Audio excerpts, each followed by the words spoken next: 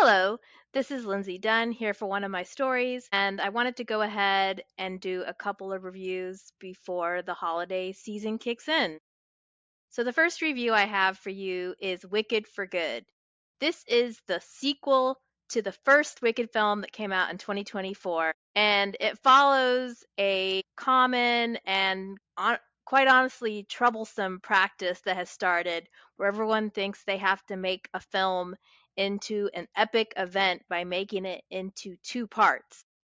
Wicked for Good is directed by John M. Chu, and it is based on the stage musical that is based on the novel by Gregory Maguire, and it has screenplay writers Winnie Holzman and Dana Fox, adding to the pre-existing bones already laid down in word and song by Stephen Schwartz. This is one film I would have been happy to leave in Kansas. Wicked for Good picks up right after Elphaba has left Oz proper to live on the outskirts of town and pursue her own path, apart from the wizard and apart from Glinda. This film arc was never meant to be split into pieces. Narratively, the first part is where all of the plot building happens. You've got the introduction, the good old days at Shiz, and the agony and pleasure of seeing Glinda and Elphaba as frenemies that become best friends. Part two is really full of the resolutions only, and there's not much entertainment, laughter, or romance that takes place that is needed to sustain a complete and satisfying story that film audiences want to see when they go to the theater. My experience in watching this part two was I was just waiting for those big musical numbers to go down.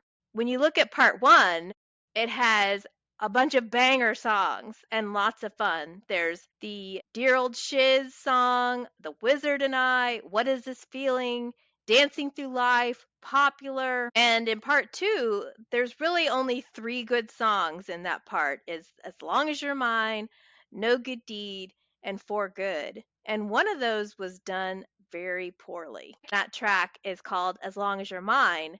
That is supposed to come right on the heels of the reprise of the song I'm Not That Girl. The first part, Elphaba's singing it as she's realizing she'll never be the girl or thinks she won't be the girl that Fiyero would ever love. He's gonna love somebody pretty like Glinda. And in this second part, Glinda realizes Fiyero really loves Elphaba after all. That song happens, the reprise, and then it goes right into As Long As You're Mine, and it's supposed to be this moment of passion between Fiyero and Elphaba where they can't keep their hands off of each other. But in this movie, the way it's filmed is very odd. There's a delay between the two songs as they fly in, and then Elphaba sings the entire first verse apart from Fiyero and singing to herself, thinking about Fiyero. And that's not what the song is about. The song is supposed to be sung to each other, and I was trying to figure out why this might be. And perhaps it's to avoid Elphaba and Fiyero having to do more romantic interaction than necessary. I don't know. But the chemistry that exists in this film is between Glinda and Elphaba, not between Elphaba and Fiyero. So that romantic scene, which I was looking forward to, felt rather flat. In the stage musical, it's not necessarily about them getting it on. They're just holding each other, hugging each other, kissing each other. And so the way they did it in this movie was the two of them singing separately, and then they do finally come together and they're taking off clothes. The way they did it was as if they were undressing for gym class. It wasn't anything to do with being excited about this moment. They looked like they were almost dreading it. So that scene didn't work well for me. There is a new song in this part, Girl in the Bubble, that was not an original song. And some people seem to have enjoyed that song, but I found it to be rather boring. It was trying to tell us something about Glinda, and I don't think that's what songs and musicals are for. They're to make us feel something. And I just didn't feel much about that song. It's got the same exact cast, of course, that being Ariana Grande as Glinda, and she is honestly perfect in this role. Cynthia Erivo as Elphaba, Jonathan Bailey as Fiero, Ethan Slater as Bach, Marissa Bode as Nessa Rose, Jeff Goldblum as the Wizard, and Michelle Yeoh as Madame Morrible. Now, Jeff Goldblum is charming as ever. It's also just that in this second part of the movie, all of our characters are miserable. Nobody is having a good time. So it's hard for us to have a good time. And in a musical, you need those waves, those ups and downs. You need moments of levity. I think it would have been better if this film had been released as one entity and they could have cut some of the fluff out of it. They built up these characters and these situations that just did not play out naturally in part two. It felt like the emotions that they were able to invoke didn't really pan out. I think the only emotion that stayed true is the friendship feeling between Elphaba and Glinda. Everyone who feels strongly about seeing this movie is going to go see it. You don't need my opinion about that. If you're not that invested, you can wait and watch this at home, or you can even skip it and go see the musical on stage instead, because it's the exact same story. So it's really about who you feel give the best performances. And while I enjoyed the first Wicked movie, this one did not do it for me at all. It's been in theaters since November 21st. It's made a ton of money at the box office. If you want to go see this with your family for the holidays, by all means, go do it. But I've seen the songs perform better, and I've seen actors that bring out the emotions in this experience better than I did in this part two. Moving on to Running Man. This is directed by Edgar Wright, who's directed such films as Shaun of the Dead, Baby Driver, and Scott Pilgrim vs. the World. And it's based on a novel by Stephen King, and the screenplay is done by Edgar Wright and his frequent collaborator Michael Bacall. In this movie, Ben Richards decides to enter the Running Man challenge because his family can't afford the medicine he needs for his little girl. He goes through the qualifiers and, to no one's surprise, makes it.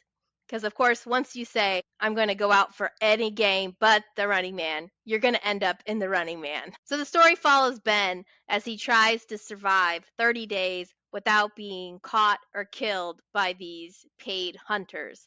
And any citizen can also catch him for a financial bonus. Unlike Wicked, I was hyped to see The Running Man. I've never seen the original film, but it's a cult classic for its campy, futuristic vibes, or at least what futuristic used to look like in 1987. Plus, the name Edgar Wright has come to mean action scenes that are lively, fun, and memorable. I came in expecting a lively, raucous good time. The Running Man had some of that, but those moments felt few and far between and quickly disappear. A highlight in this aspect was Michael Cera, who plays Elton, a prepper who decides to help Ben. Michael Cera's scenes are funny, heartfelt, and would fit into the kind of movie I was imagining. I was super sad when his character left the narrative. But then again, he's someone that's worked with Edgar Wright so many times. He knows exactly what Edgar Wright wants, and Edgar Wright knows how to pull it out of him. I think the problem here was really about my expectations. This was a critic screening I got to attend, and the friend that I invited to this movie, I invited because I felt that she would be drawn to fun action flicks, and that's what I expected. And also because Edgar Wright, his name comes with expectations that you're going to get a certain type of movie. And while his films have always had an underbelly of social commentary, mostly it's known for just being a good time. Just think of Shaun of the Dead. This is a film about lovable losers that somehow become people able to survive a zombie apocalypse. Baby Driver became known as an action film so well choreographed that it was dubbed a musical for how it would cut the action to the music. When they released this trailer, The trailer was so lively, so fun, and it was cut to this mix of the song Underdog by Sly and the Family Stone.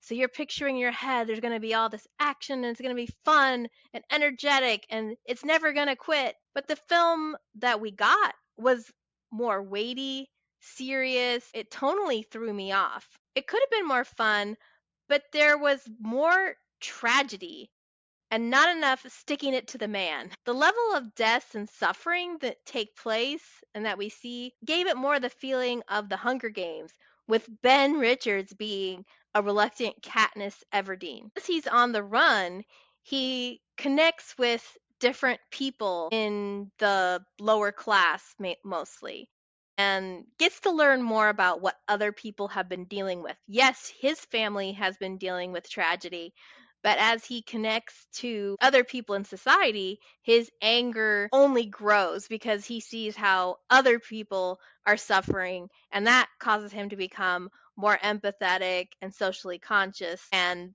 maybe want to be the symbol of the rebellion that he wasn't interested in being before. He really just wanted to get enough money so he could buy his little girl medicine. Full stop. He wasn't out to be the people's hero. I think back in 1987, the story felt fresh and edgy. But these days, with the amount of Black Mirror we swallowed and all the fears about surveillance and lack of privacy, this doesn't feel like a novel or original dystopia. It feels too real and not that funny or exciting. But if you're interested in these dystopias, or you just want to see it because it's a Stephen King adaptation, or you love Glenn Powell, those are good reasons to see it. But I don't think you need to see it in a theater. You can wait for it to be in streaming. By the way, another good in this movie that stood out was Coleman Domingo as the game master host. And Glenn Powell, the man's a star. So he's fine. He's good in this role. I think there was a little bit of confusion about what kind of performance Edgar Wright wanted him to give. So I'm not sure what happened there. They were trying to play to his strengths. There's this scene where he's going to go get a shower and he's climbing around a building in a towel, and it was obviously fan service just so people could look at Glenn Powell's sweaty body for a little bit. Sometimes the idea that you have an actor that's considered attractive, that can be a little bit of a hazard because there's people that are focused on that aspect instead of the story you're trying to tell. Glenn Powell is one of those personalities that's very magnetic, but when you see him, you tend to picture a certain type of character. So, him being the people's man and then trying to become this symbol of the rebellion and at the same time keep his edgy bad boy vibes. Just it was just a mixture, a chemical mixture that just didn't quite land for me. This has been in theaters since November 12th. I don't think it's going to last much longer. Probably by the end of November, it's going to be out of theaters. So this should be on streaming soon. Thank you for joining me for these two reviews on the One of My Stories podcast. If you want a good movie to see in theaters right now, go see Predator Badlands before it leaves, or One Battle After Another before it leaves theaters, because that one may soon be going away, and it is one of the best movies of the year. So those are my two recommendations for you. Wicked for Good might be a good holiday movie to see with the family. If you want a good film, don't go see either one of these movies. Thank you and have a happy Thanksgiving.